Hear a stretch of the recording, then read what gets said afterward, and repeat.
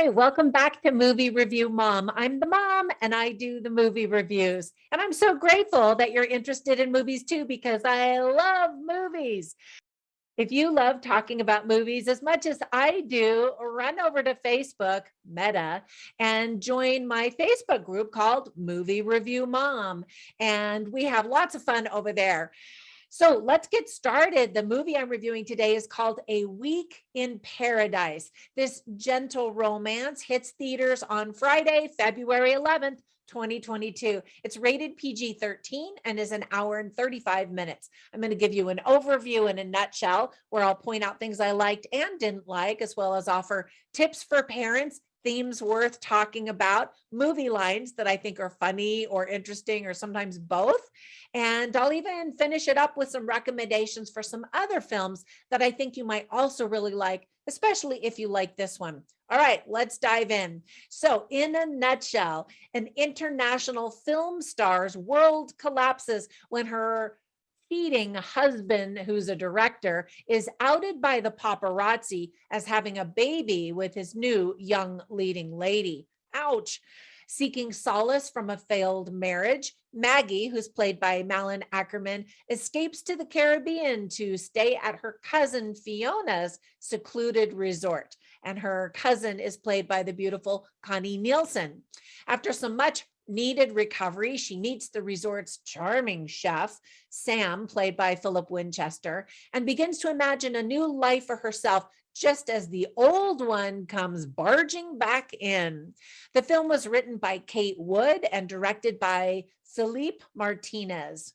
All right, so here's the list of things that I really liked about this film. First of all, this movie feels like a love letter to Malin Akerman. I've always liked her, and she's just lovely in this movie. And it is very apparent that the director thinks that she's very lovely too, because you get lots of zoom ins, and she gets a lot of time, obviously, in the film. And speaking of another lovely lady, did you know that Connie Nielsen is from Denmark? I didn't know that till I was looking up more information about her. You can actually hear her Danish accent quite a bit in this movie, and I never noticed it before. Her look and accent are perfect in Wonder Woman because she does feel like she's from a faraway land or something like that. You know, in this movie, you get to learn how to cut up papaya correctly. It's in one of the scenes as the chef is teaching our leading lady how to do it. And you definitely start drooling. You want to have papaya and some of these tropical drinks, and you just definitely want to go on vacation, especially to some tropical island, and especially because it's winter here, at least in North America. It would be hard to know if people really liked you for yourself if you were rich and famous and a movie star, right? The life of a movie star is definitely illustrated in the movie. It's hard to feel sorry for someone who's rich and beautiful and famous and all of that. However, the leading lady is just likable, and so we root for her all along. There's a little boy who's adorable. His name is Daniel in the movie, and he's played by the sweet Alec James. And I just wanted to give him a hug. A lot of women who have been cheated on will love being able to escape to a tropical island, imagining what that might feel like. And you absolutely hate this cheating husband. I mean, without knowing anything else about him other than he cheats, you know, every time he's on the screen, I'm like, boo, hiss. And so the film does a pretty good job of painting this guy as someone that we don't like, so that it leaves room in our minds for, you know, a romance with somebody else. All right, now on to the longer list of things that I didn't like about this movie. First of all, I wasn't really a fan of the soundtrack. You might be, but for me, it was just sort of a miss. There are a lot of slow motion shots of Malin Akerman staring off into nothing, or, you know, walking in slow motion. And again, that's why I kind of felt like it was this love letter to her, because we just zoom in and we get acquainted with all of her freckles and the, you know, contours of her face and body and all of that kind of stuff. So Maggie is played by Malin Akerman. She says, you know, if this were a movie, it would be that cliched romantic comedy moment. Exactly. So the movie's story is super cliched and very predictable. And I think that that's funny that that line is actually in the movie. I would have loved to have seen the protagonist's recovery go through each of the levels of grief after the death of her marriage. And if you're not familiar what they are first shock and denial. She definitely is shocked. Pain and guilt, we definitely see that. Then anger and bargaining, and we don't see that. Depression and loneliness a little bit. Reconstruction, it definitely dives straight into that. Acceptance and hope. Instead, she kind of quickly goes from sadness to flirting and sleeping with another guy in days. So the movie is called A Week in Paradise. And really, she spends 2-3 days feeling sad in bed at this beautiful resort. And then boom, she's sleeping with another guy and falling in love. Not to give you a spoiler, but the trailer gives it away and the movie poster gives it away as well. And I was just like, whoa, that's super fast. Granted, they've got to cover a lot of territory in a short period of time.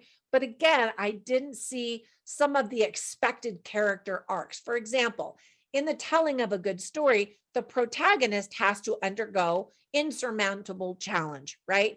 We root for the character as he or she fights against the odds. But in this story, we feel bad for the main character, but her struggle consists of drinking tropical drinks on an island and then sleeping for a couple of days. That's the challenge. Now, of course, I know there's this emotional challenge, but she gets over it so quickly. She's a couple of unpleasant conversations with her cheating husband. And then she lives happily ever after, you know? And so we don't really get to watch her battle and then triumph, really. The battle just, of course, is internal, but because it's so fast, I just didn't really buy it, I guess. I heard myself say, oh, brother, more than once while watching this. And that's not a good sign for the movie, nor for my cynicism. Some of the dialogue is super cheesy. And we just ultimately spend more time watching the beautiful beach and the tropical clothing and the drinks and the food and the vacation rather than watching a woman truly go through anguish and having more things happen. I guess it was just a very simple plot. Now, let me give you some tips for parents. First of all, kids are going to be extremely bored. I mean, it's a talking adult movie and then there's kissing and stuff like that.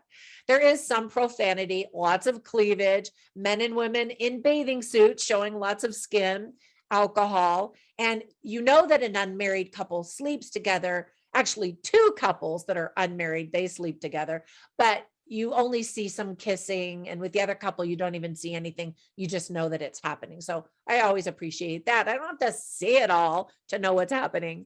So some of the themes that are illustrated well in the movie are healing, friendship, family, support, grieving, marriage, infidelity, and trust. So I always write down funny lines and interesting lines, and I like to share them with you so you can kind of get a feel for the movie. And so one of the funny lines that I wrote was one that Anna says, and she is talent agent for this movie star. She's played by Danielle Brown. And so the movie star, the protagonist, is writing her own book or her own movie that she could potentially star in. And so she's asking her agent, have you read it? And they're out at lunch and she says, when do I have time to read anything longer than a menu? And I totally relate. I'm actually an author and an author coach. And my clients are like, have you read my book yet? And I'm like, I don't have time to read your entire book. We can talk about marketing strategy and all of that without having read every page. And anyway, so it just made me laugh. And then here are a couple of lines that I thought were interesting, but also reveal some of the language of the script and the dialogue.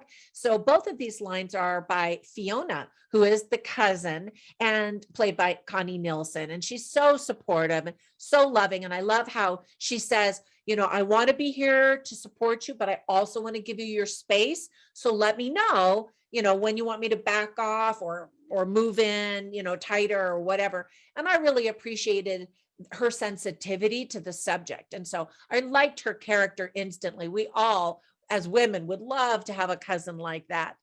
Anyway, so one of the lines that she says to our healing wife who's just been cheated on is she says, "You're recovering from a broken heart. People used to die from those in the old days, for real."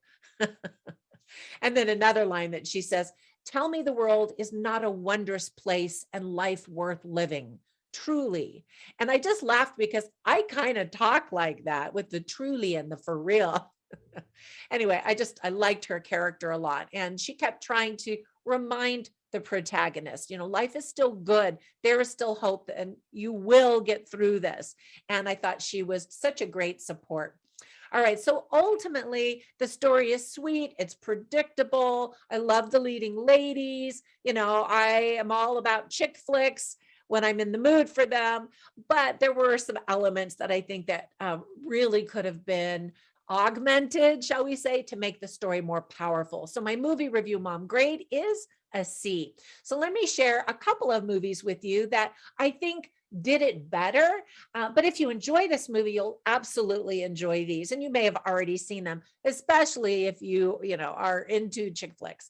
So the very first one I instantly thought of was Under the Tuscan Sun. It's lovely. A woman is cheated on. She goes to Italy to recover and then ends up buying a house.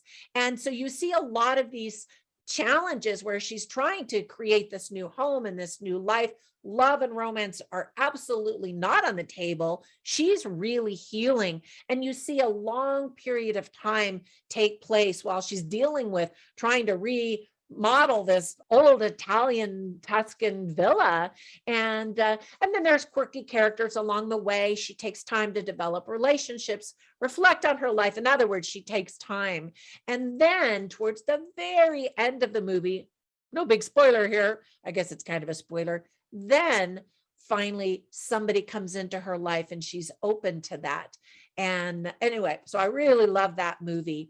And I got to meet the star, Diane Lane, in person, and I have a photo to prove it. We were both speaking at a conference, and so I got to hear her presentation. She definitely didn't hear mine, but I had a really great conversation with her at the end. Anyway, another movie that's classic of healing from a breakup is Eat, Pray, Love with the lovely Julia Roberts. And again, I love that she takes time to recover, heal, go through all of the stages, explore her own self, look for what means happiness to her as she goes to different countries and meets different people. And then at the end, when she has properly healed, then she's open to love. Anyway, so there you have it, a couple of other good recommendations. Okay, that's it for my movie review. I hope that if you watch this, that you really do enjoy it and that you have a fantastic day. Thank you so much for supporting my channel as I'm trying to get it to grow. Hit subscribe if you haven't yet. And while you're at it, click on that little bell notification and it'll notify you every time I upload a new video. Thank you so much. Have a fantastic day. I will catch you in the next one. Bye for now.